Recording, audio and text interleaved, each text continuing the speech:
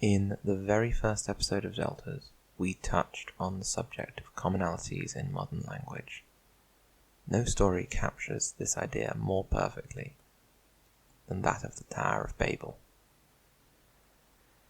There was a time when all the peoples of the earth spoke a single language. So the story goes. They came together to build a tower that would stretch to the heavens, but their supreme deity was angered by the audacity of this project and shattered their one language into many, so they would never attempt such a feat again. And it's the story that we're going to be talking about today.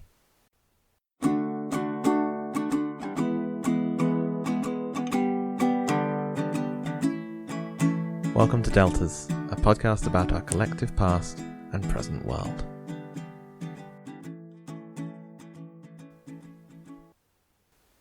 The story of the Tower of Babel was the closest thing to a theory of proto-languages until the 17th and 18th centuries came around.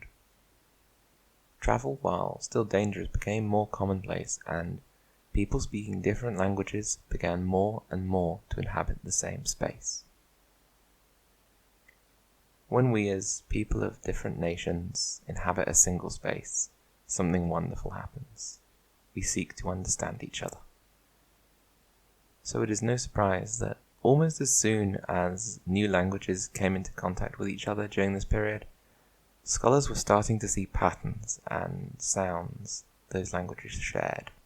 Collect enough of these similar patterns, and maybe you can construct the parent language that both languages came from. There was a striking difference between the work of scholars at the dawn of modern linguistics and the story of the Tower of Babel. Instead of one proto-language, there were many proto-languages, gathered in clusters all over the world. Proto-Celtic, covering languages such as Irish, Breton, and Manx. Proto-Italic, covering languages such as Spanish, Romanian, and French. And Proto-Albanian, of which the only living language is, you guessed it, Albanian. Of course, the academics went further, classifying Proto-Celtic, Proto-Italic, Proto-Albanian, and a bunch of other so-called subfamilies into one giant proto-language family called Proto-Indo-European. Broadly speaking, it covers the Indo-European languages.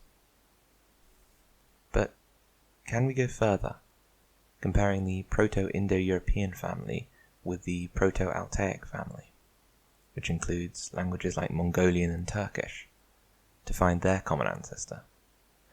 Well, this is where we move from the realm of mainstream linguists into that of linguistic mavericks. The maverick in question being Joseph Greenberg. Greenberg undertook the mass comparison of dozens of languages and believed he found their common ancestor, Proto-Eurasiatic, a proto-language covering a huge portion of the Eurasian continent's native tongues. And this would be where the story ends, if it weren't for another maverick linguist of the 1990s called Merritt Ruhlen.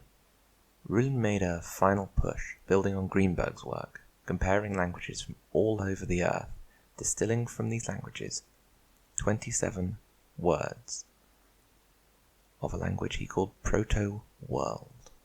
This was the mother of all languages, or so Ruhlen claimed.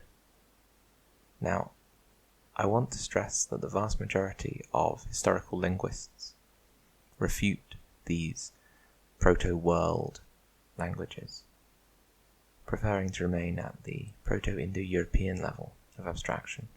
But Greenberg and Ruhlen are not the only ones who believe in a common ancestor of all languages. There will always be those who seek the Tower of Babel.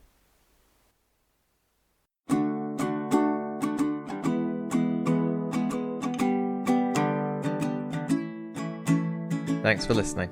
I'll see you next time.